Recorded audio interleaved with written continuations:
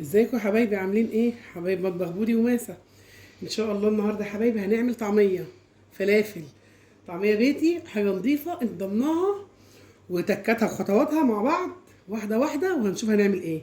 احنا الفول ده منقوع من بالليل 12 ساعه للصبح عشان يبقى بالمنظر ده، عشان يتكسر قدامك كده. هنعمله في الكبه في الخلاط اللي متواجد عندك هنشتغل بيه، وكرات، كزبره، بصلايه صغيره مش كبيره، وقيمه 8 فصوص ثوم مفرومين، والسمسم اللي هنعمل بالطعميه.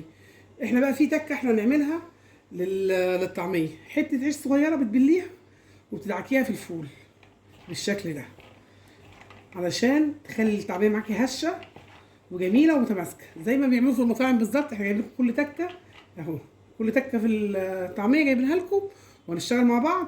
وبسم الله الرحمن الرحيم. حطينا الحاجات في الكبه، مش كل المكونات، احنا هننزل حاجه بسيطه بحاجه بسيطه. والكرات والكزبره حاجه برده مش كتيره، يعني انا عامله ربع كيلو فول. طبعا انت الحاله الشخصيه ليكي ربع نص زي ما انت عايزه، بس هنعمل حاجه صغيره برده عشان نمشي الكبه معانا. هناخد معلقه ميه، معلقه في معلقه كده، مش هنملاها ميه كتير. هنبتدي نقول بسم الله الرحمن الرحيم، اللهم صل وسلم وبارك على سيدنا محمد. اهو نركب الكبه مع بعض ونفرم حبه حبه مع بعض كده الكبه لما تضرب معاكي خالص. شايفين شكلها؟ احنا بنعمل كل حاجه مع بعض قدامنا. عندك في الخلاط اعملي في الخلاط، وهوريكم برضه في الخلاط لما نضرب في الخلاط دلوقتي. هوريكم في الكبه وهوريكم في الخلاط. طبعا الحريه الشخصيه ليكي، ما تكترلهاش ميه علشان ما تعملش منك، ما تبقاش سايبه.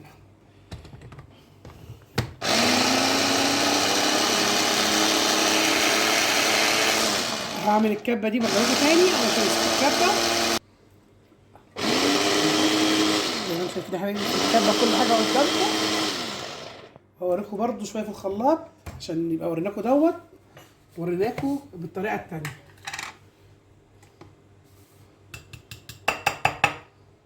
هي ما بتحتاجش اكتر من الثوم والبصل والكرات والكزبره، دي الخضره اللي انا بحطها اهي. الطعميه قدامكم هنزلها، ما حطيناش لها ميه كتير عشان ما تسيبش.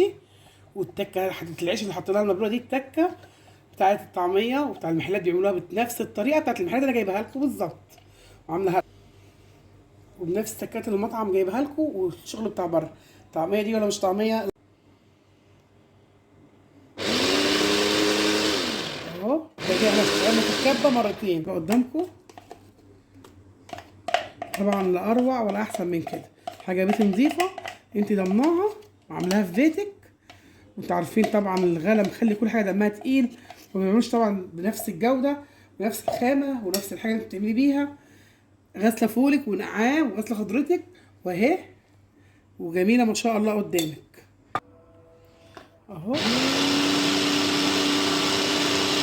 انا كملت الكميه في الكبه لان لقيت الخلاط بتاعي للاسف ايده شغاله على الطعميه وقف، بس هو بيمشي في الخلاط عادي تمام وفي الكبه عادي تمام، بس للاسف والله خلاطي وقف على الطعميه.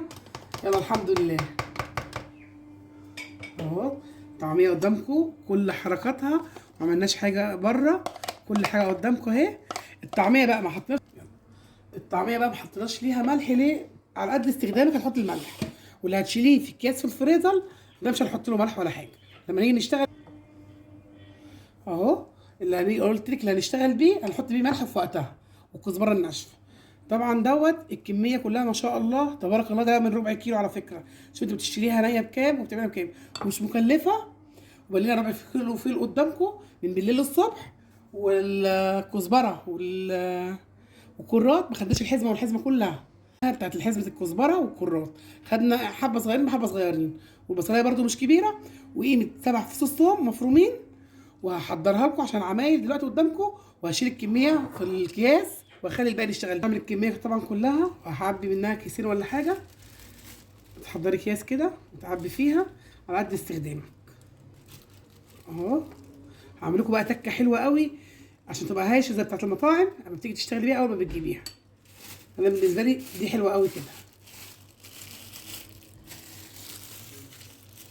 على قد ما باجي استخدمها واعملها قدامكم اهي. وهتشيليها عندك في التلاجة وقت ما تحبي تستخدميها. وفي رمضان ان شاء الله ما تجيبهاش من بره، اعمليها وخليها دايما في ثلاجتك. الحاجه بنظافه بتعمليها وبتطلع جميله معاكي. وقلنا ايه رايكم في تكرير الطعميه بتاعتنا وحركاتها. لسه بقى هنحط لكم اللي هيخليها معاكي تمام برضو. انا بالنسبه لي عامله ربع كيلو، فمش هشيل منه كتير. لما بعمل نص كيلو بشيل 4 5 اكياس، تبقى معايا الكميه يعني كويسه. هنحط ايه بقى؟ السر بتاعنا اللي هو حاجه بسيطه جدا وما تتذكرش.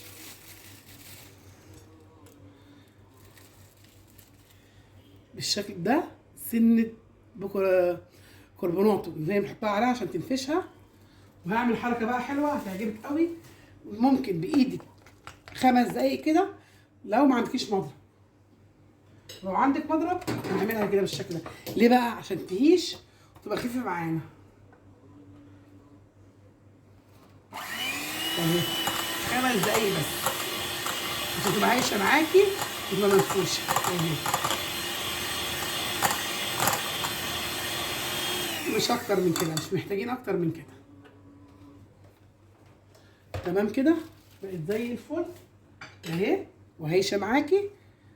هنحط عليها بقى شويه كزبره ناشفه وسنه كمون صغيره قوي، ونبتدي نقلي بقى ونشغل البوتاجاز.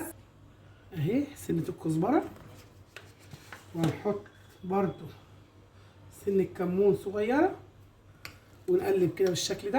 والملح طبعا ما ننساهوش، انا كنت هنساه على فكره. الملح برضو حبه صغيره عشان احنا هنشتغل بقى ايه، هنقلي دلوقتي الطعميه قدامنا اهي. الملح اهو، كل حاجه تمام. هنبتدي بقى نشتغل بالسمسم اهو بتاع القلي بتاعنا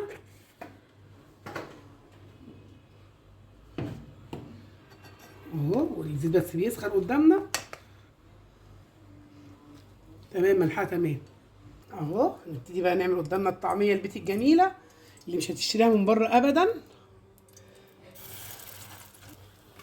اهي الطعميه التحفه ومريحه جميله البيتي اللي ان شاء الله مش هتبطلي تعمليها من جمالها زي ما بطلتش اعملها كده على طول. في رمضان غير رمضان انا بعملها وبشيلها في ثلاجتي. انا قلت لكم انا ما بحبش الحاجات اللي هي بتاعت الشارع، دايما بحب اشتغل بالحاجات اللي بتضيف. وقولوا لنا ايه رايكم في الطعميه، بتتكلم عن نفسها حاجه كده تبارك الله، حاجه بيتي وتفرحي. زي ما انا قلت لك جربي، لما تعملي حاجه جربيها هتفرحي بنتيجتها جدا. شايفين الطعميه شكلها جميل ازاي، وخضره وريحه، وانتي غاسله الخضره ومنضفاها، حاجه كده على كيفك عاملاها. من بره انا ما بشجعش اي حاجه من بره، وهجيب لكم طريقه الفول التدميس حاجه كده تحفه ان شاء الله. ايه الحلاوه دي يا ام بودي؟ اقول لكم ده اقل حاجه عند الواحد. جربوا الطعميه الجميله الحلوه دي، عمرك ما هتبطلي تعمليها. شفتي اب على الزيت ازاي؟ طالما عايمه على الزيت كده ومرفوعه تعرفي انها ناجحه 200%. والطعميه بتتكلم عن نفسها وعملناها قدامكم خطوه خطوه. عندي ولادي بيقولوا يا ماما بتعملي طعميه حلوه قوي. الطعميه الحلوه دي اهو كده اخر حاجه عملناها معانا. الكميه ما شاء الله بتتكلم عن نفسها، وشوفوا لونها عامل ازاي، شكلها عامل ازاي، حاجه بيت نظيفه انتي عاملاها وضمناها اهو. هنرصها في طبقنا بقى الجميل، وعاملين كمان جنبي قبلها ايه بقى عشان تبقى الطعميه على اصولها من بره. نزلت في الزيت قبل ما احط الطعميه طبق البتنجان الجميل ده بالفلفل، حاجه كده ما شاء الله، حاجه تفتح النفس. عملنا الطعميه بتاعتنا الجميله. على فكره الكميه كان ربع كيلو، والربع كيلو 5 جنيه فول، والخضره ب 2 جنيه خضره. شوف عملنا الكميه قد ايه، والطعميه عامله ازاي جميله جدا. وعملنا منها كمان كيسين اهي الطعميه بتاعتنا. شوف شكلها بقى عامل ازاي، وريحتها جميله جدا، طعمها تحفه، حاجه بيتي انت ضمناها وجميله في بيتك. وجربيها وما تنساهاش بالجمال بتاعها ده. قولوا لنا ايه رايك فيها. اهي طعميتنا كل خطوه بخطوه معموله قدامكم، خطواتها وتركاتها. عملنا البتنجان، قلنا قلينا البتنجان والفلفل قبل الزيت، وشلنا كمان كيسين في الفريزر. طبعا الكميه 4 كيلو مش كتيره، عايزه تزودي انت حره. براحتك، بس دي الطعميه المصريه الاصليه بتاعتنا. وما تنسوش تفعلوا القناه بتاعتنا وجرس وشير. والسلام عليكم ورحمه الله وبركاته.